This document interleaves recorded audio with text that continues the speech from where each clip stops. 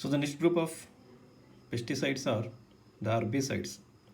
See, herbicides are those group of pesticides which are used to remove the unwanted plants or the weeds. So herbicides generally they are also called as the weedicide. See, when we use these herbicides, see before sowing, so pre-sowing, very commonly the farmers use these herbicides to remove the weeds. See what our farmers they generally do in India. In Indian scenario, they will go for mechanical flowing or cattle flowing. They will do. So mulching they will do. So ಆರುಡೋದು, so in Kannada we tell it as ಆರುಡೋದು. So while mulching, so they will remove all the weeds before sowing only. But now what has happened due to the labor shortage and less dependence on the cattle, so now the farmers they have resorted to the usage of these herbicides. And these herbicides, so when used in excess or when accidentally consumed by the animals or intentionally if they are given to kill an animal, so at that time this herbicide toxicity are bound to happen. And this herbicide toxicity is very common in human beings. So as far as the suicidal cases are concerned, so in suicidal cases generally the farmers, because of easy accessibility to the herbicides, so they will consume this herbicide, succumb from the toxicity. And herbicides, so most of the herbicides they have low mammalian toxicity, see except very few. So classification of herbicides are classified into inorganic herbicides and organic herbicide. So even though the classification goes in a lengthy way, so we concentrate on very few herbicides. Okay, the inorganic herbicides, it's been subclassified into arsenicals and the chlorates. So arsenicals we have already studied under the heavy metal toxicity, arsenic toxicity in detail. Then the chlorate, which come under the non-metal toxicity, the only important thing about the chlorate is the mechanism of action of chlorate is it converts hemoglobin into methemoglobin, very much similar to the nitrate, which convert hemoglobin to the methemoglobin. That we should remember about the chlorate. And coming to the organic herbicide, so it is been classified into chlorophenoxy herbicide, dinitro herbicides, bipyridyl herbicide, triazine herbicide, suburea herbicide, uracil herbicide, and etc. And the very important group of herbicides that we are going to study about is the chlorophenoxy herbicide to some extent, and a very important group of herbicides are the bipyridyl herbicide, where the examples are the paraquat and the diquat.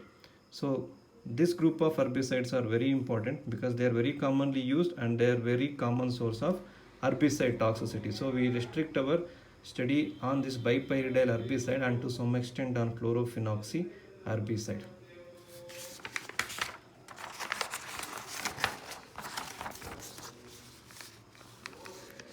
So under organic herbicide, I told you we restrict our study on two groups. One is chlorophenoxy herbicide and bipyridyl herbicides. The first group is chlorophenoxy herbicide. So it is the first used herbicide, and generally they are actually the plant hormones or the plant growth regulators, so which are synthetically prepared nowadays. So plant by the nature itself they will be having this hormone and they will control the growth of the other plants. So they have been synthetically prepared, they put together under the group chlorophenoxy herbicide. So in addition to own toxic effect, they can potentiate the toxic effect of some plants. See herbicide, this chlorophenoxy herbicide, as such this chlorophenoxy herbicide, it is fatal in nature if the animals have ingested this herbicide. So apart from that, this chlorophenoxy herbicide, it will also increase the nitrate level of the other plant, which might lead to nitrate toxicity.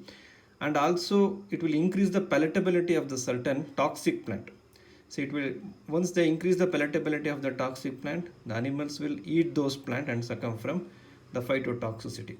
So that's how, in addition to its own toxic effect, it will also potentiate the toxic effect of the other plants also.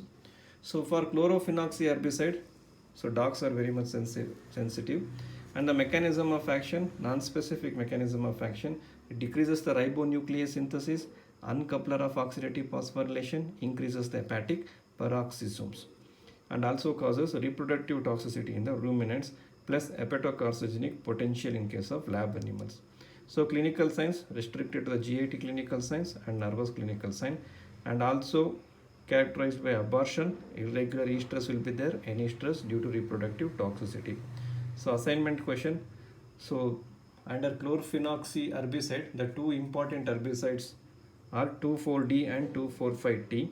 So even though they are very commonly used herbicide, the toxicity potential of these herbicides are very low. So the mammalian toxicity is very low. So we restrict our study on this group to a very lesser extent. So the only assignment question is abbreviate the 2,4-D and 2,4,5-T. And a very important group of herbicide that we are going to concentrate on is the bipyridyl herbicide, are also called as dipyridyl herbicides. So this bipyridyl herbicide, so it has been approved by the regulatory agencies, by the Indian regulatory agencies which regulate the manufacturer's sale of this pesticide. They approved only usage of this bipyridyl herbicides only on the 9 crops. So only on 9 crops they have approved the usage of this bipyridyl compound. So you know in India what will happen.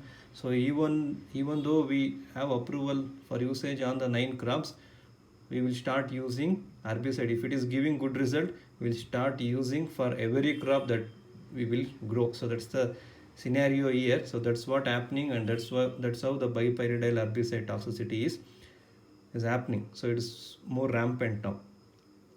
So in our areas, so where we use this bipyridyl herbicide, very commonly we use it during growing the cotton and potatoes. So you people surrounding the North Karnataka area and also in Assam where potatoes are grown, so you will be knowing this brand name Gramoxone. So Gramoxone and Vidal. So these chemicals, the farmers they will spray. So they will spray before sowing season only. So why they spray before sowing season? It acts as a weedicide, very commonly used brand name of the paraquat, which comes under bipyridyl herbicide. The farmers will be knowing these brand names, very commonly used, very common source of herbicide toxicity. So the animals which are most sensitive are dogs and pigs. So the two important herbicide which comes under bipyridyl herbicides are, remember the names, paraquat and diquat. So very less usage, so 150 ml per hectare, and it is non-toxic.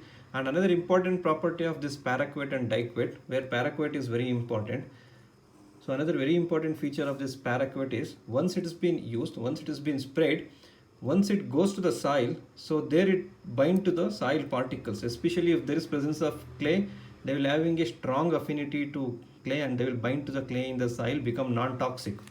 And also in any soil, so in any soil it will easily go and bind to the soil particle, it will become inactive, and it will be made inactive rapidly by soil bacteria also. So this is the reason why you don't see any groundwater contamination or any runoff. See, runoff from this field to any water source, the contamination of this paraquat toxicity is very less.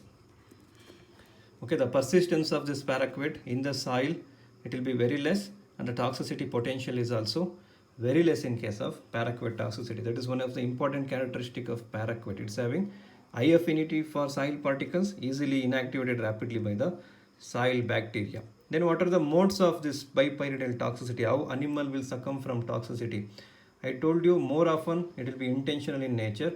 So less often, so the animals, it will graze on the crops or it will graze on the weeds which are recently sprayed with this paraquat. See, if paraquat goes and sits on the weeds or in any crop which has been recently sprayed, and accidentally if animal goes there, cattle goes there, if it eat that crop or plant, so they will succumb from this herbicide toxicity. Or else once it goes to the soil, it will become inactive and rapidly inactivated by the soil bacteria.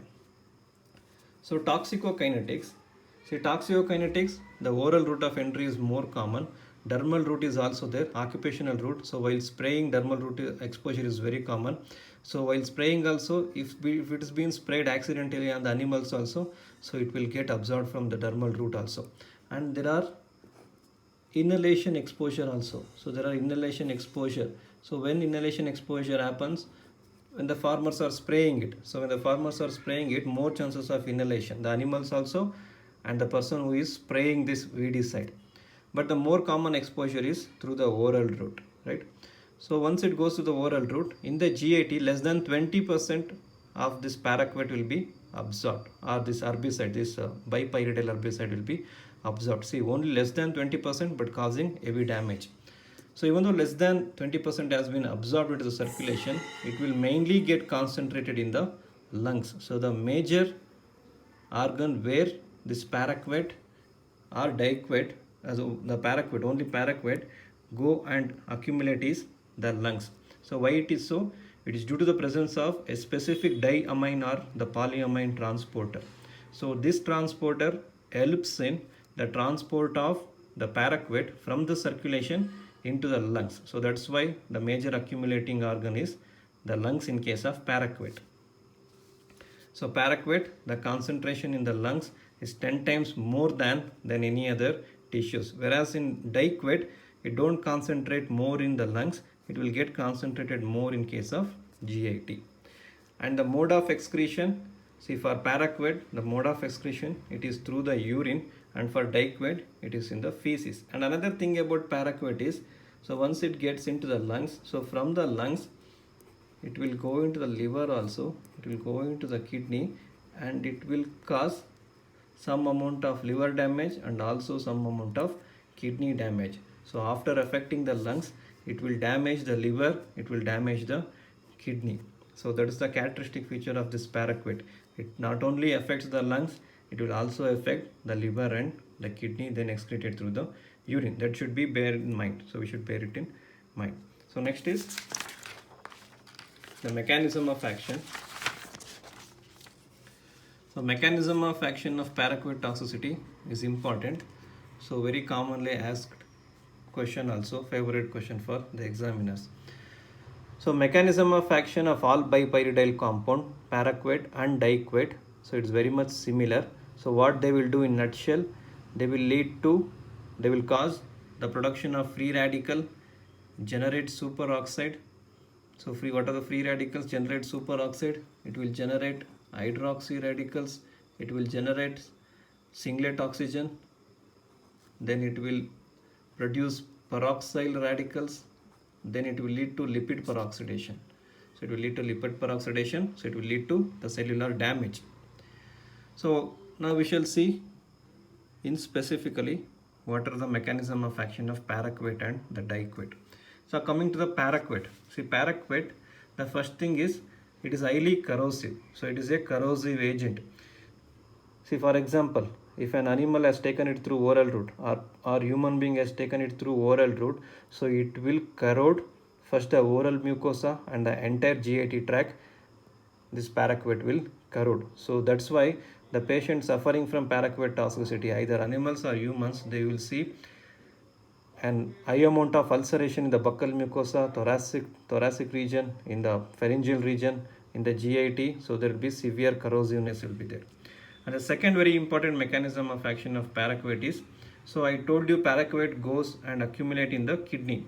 So why specifically kidney? Because it will be actively taken up by the alveolar cell via the specific transporter, diamine or polyamine transporter. So it will go into the alveolar cell. So inside the alveolar cell, what will happen? So once it goes into the alveolar cell, this paraquat, it will get converted into reduced paraquat. So paraquat, it will undergo reduction. So what do you mean by reduction? I told you reduction is gain of electron. So paraquat will accept the electron and become reduced paraquat. So if it is accepting the electron, so from where the electron is coming, so which is losing the electron, that process we call it as oxidation.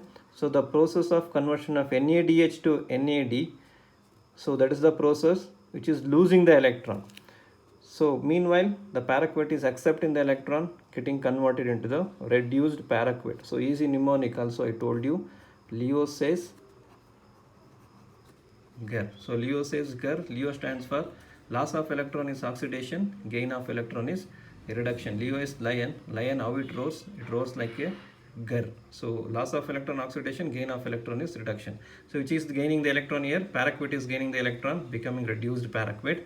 So it is losing the electron, NADH is losing the electron to become NAD. Always oxidation reduction, redox mechanism, it will go hand in hand like this.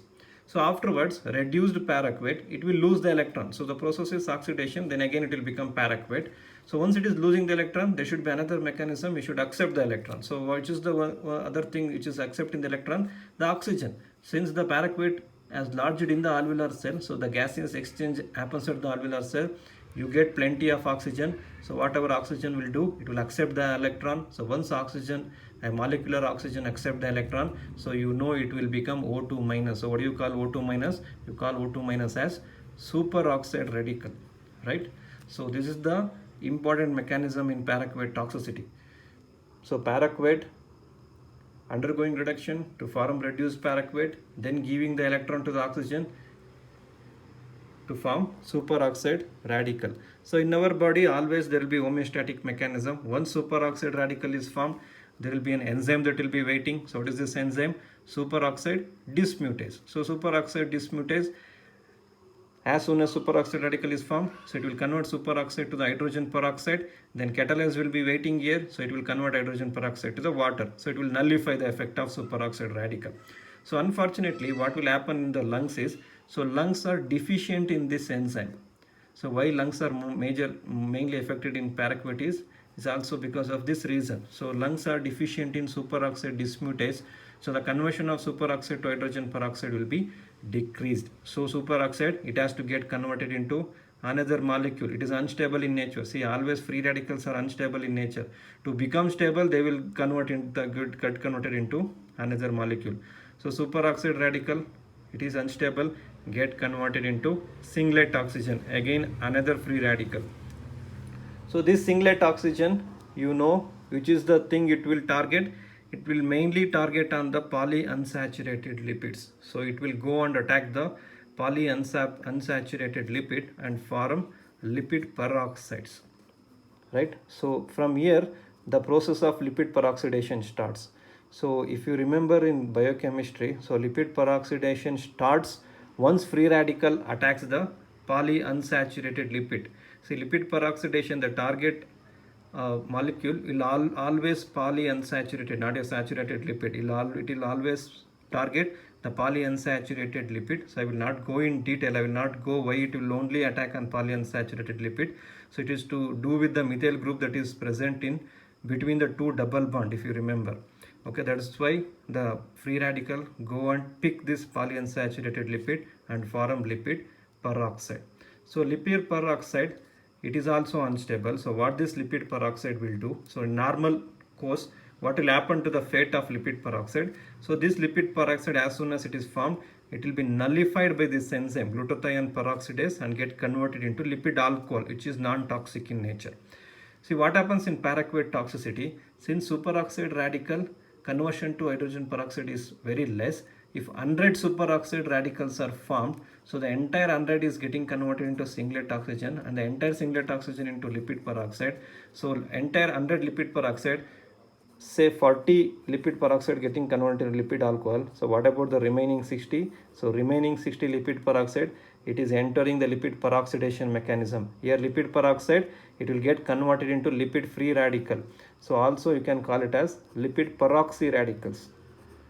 Lipid peroxy radical, and this lipid peroxy radical are nothing but the free radical.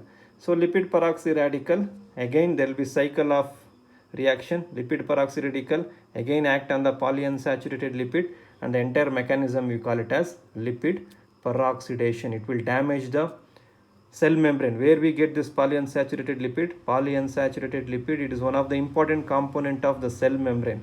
So once this polyunsaturated lipid are affected, the cell membrane will be affected. So which organ's cell membrane is affected?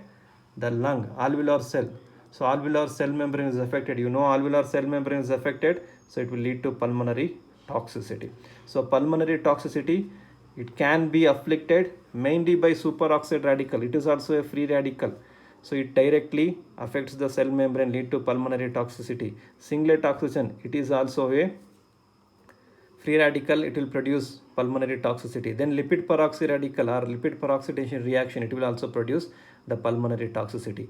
So pulmonary toxicity, it is one of the important mechanism of action of our paraquat toxicity. So did you understand this, the mechanism of action of the paraquat toxicity? So it is self-explanatory. The figure is self-explanatory.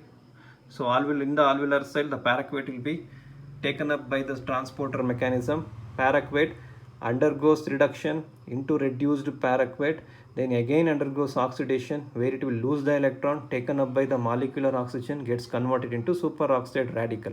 So superoxide radical, three chances are there. So one chance is it can get converted into hydrogen peroxide, or it will get converted into hydroxy radical and produce pulmonary toxicity, and the third thing is it might get converted into singlet oxygen. Since lungs are deficient in superoxide dismutase, so the two options are left for superoxide radical. Either it will get converted into hydroxy radical, produce pulmonary toxicity, or it will go into production of singlet oxygen. Okay, singlet oxygen, so it will go into produce singlet oxygen and some amount of hydroxy peroxide also, hydroxy radical also. So singlet oxygen, so it will attack the polyunsaturated lipid in the cell membrane to produce the lipid peroxide. So lipid peroxide, so cycle of chain reaction will produce, so lipid peroxide into lipid peroxy radical, again it will attack the polyunsaturated lipid, so to complete the lipid peroxidation mechanism, which finally affects the lungs, which will lead to the pulmonary toxicity.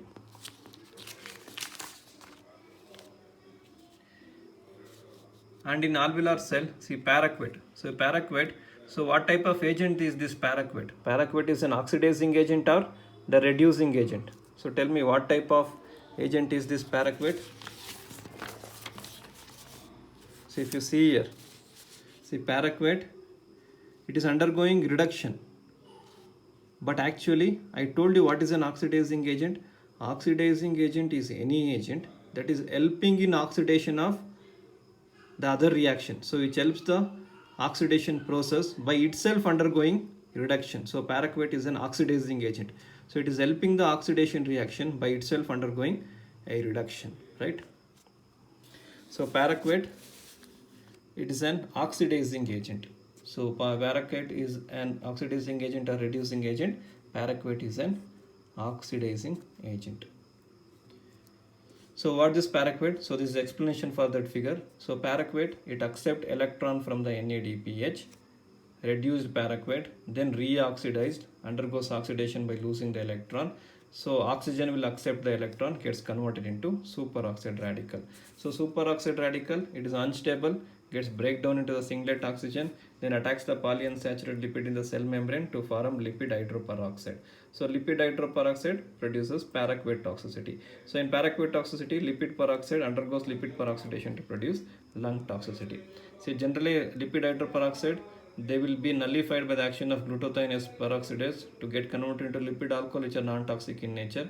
But the amount of this mechanism is very least in paraquat toxicity. When high amount of lipid hydroperoxide is producing, so this mechanism will be decreased. So note, under the paraquat toxicity, the action of paraquat on the lungs, it is very much similar to the action of carbon tetrachloride on the liver. So it will also be dealt under drug toxicity. So under drug toxicity, you will be knowing what is the mechanism of action of carbon tetrachloride on the liver. So here also there will be redox mechanism. Carbon tetrachloride gets converted into something else, and that will cause the liver damage. So the whole mechanism will be very much similar to the paraquat. So the paraquat action will be very much similar to carbon tetrachloride action on the liver. And lung tissues are deficient in superoxide dismutase, so increased accumulation of superoxide anion radical, so you know that it will further damage the lungs. And any selenium deficiency or decrease in vitamin E or decrease in glutathione level, it will increase the chances of paraquat toxicity. You know the reason. See, selenium and vitamin E, they are very important components of superoxide dismutase, and also they are antioxidants in nature. So since their deficiency will lead to the decreased level of superoxide dismutase, and antioxidant effect will be less, and decreased glutathione, so important component for glutathione S peroxidase enzyme. So this deficiency will obviously lead to the aggravation of paraquat toxicity. So did you understand the mechanism of action? It's very important, the mechanism of action of paraquat toxicity. Very often this question will be asked in the exam.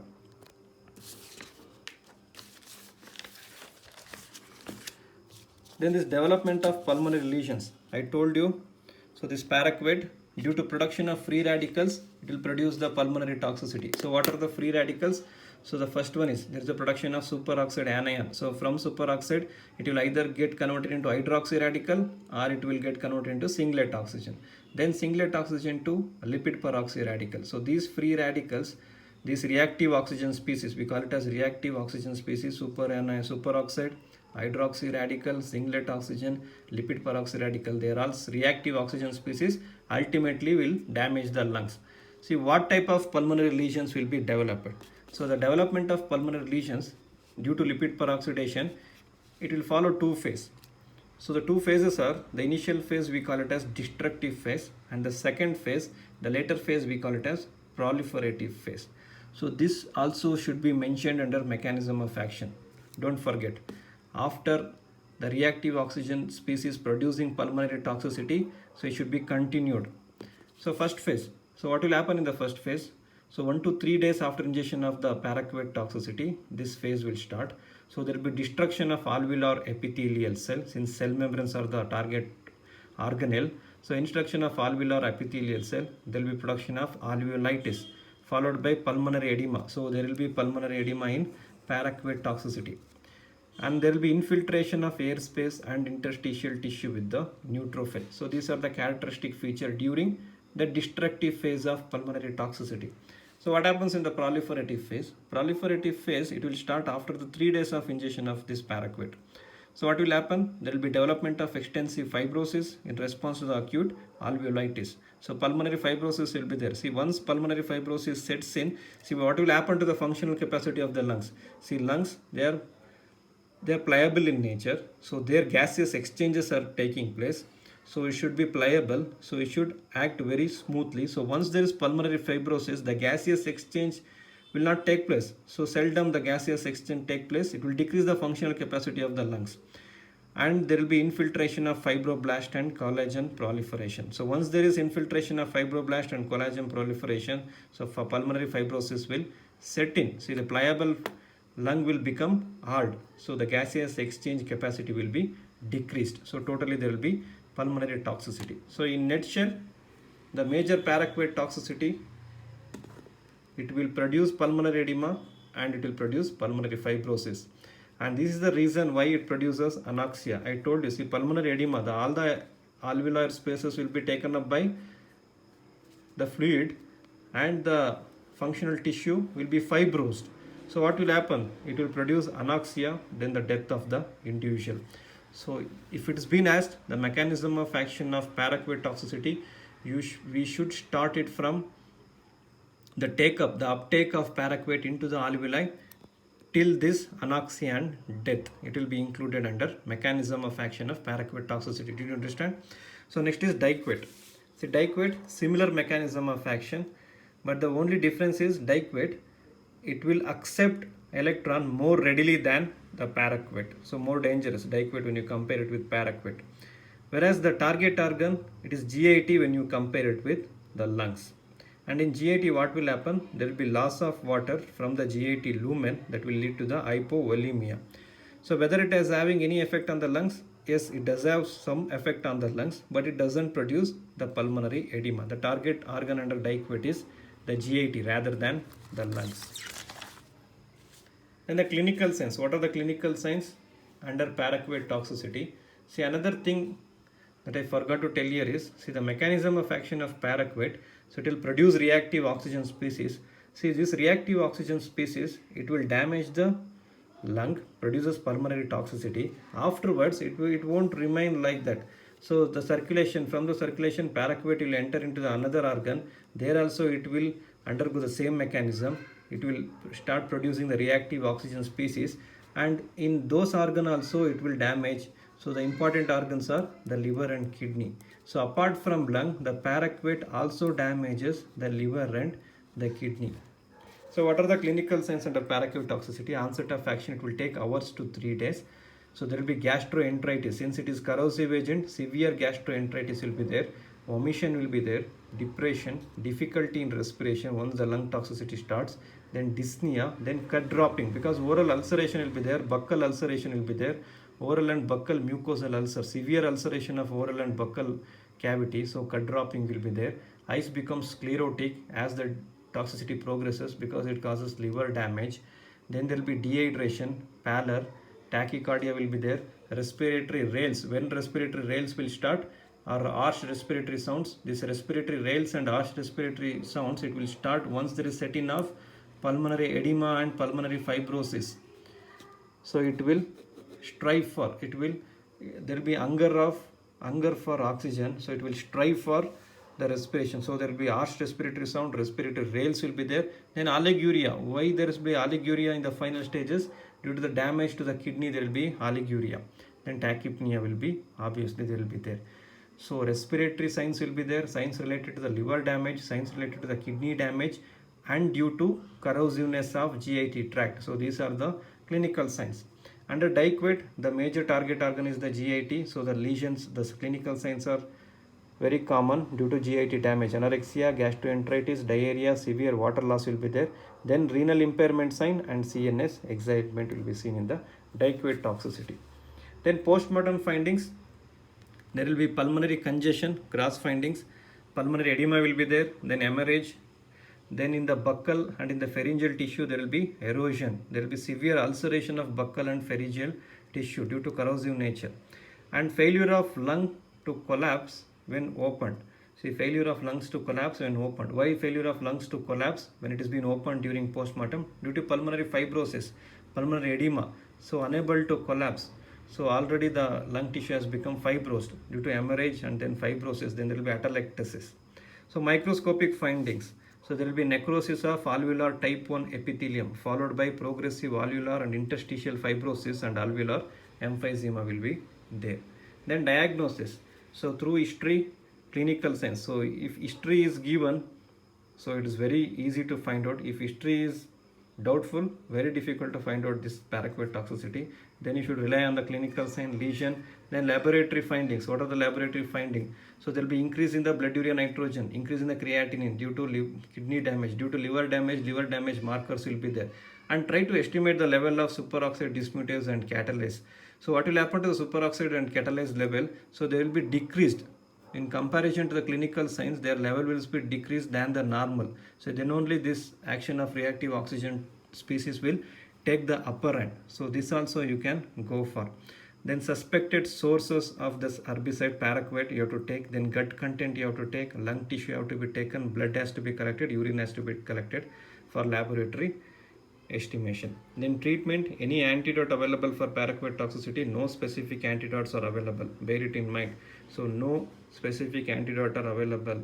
So a medical personnel might ask you, see, paraquat herbicides are there, you are well versed with toxicology, any antidote for paraquat toxicity? Some person has consumed it. So for suicidal case, someone has consumed any specific antidote?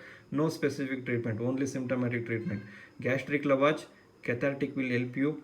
So very common adsorbent what we use in this paraquat toxicity is bentonite. I told you the feature of this paraquat, it will have more affinity for clay in the soil. So bentonite contain the clay. So bentonite is preferred over activated charcoal in case of paraquat toxicity. That's why bentonite are preferred.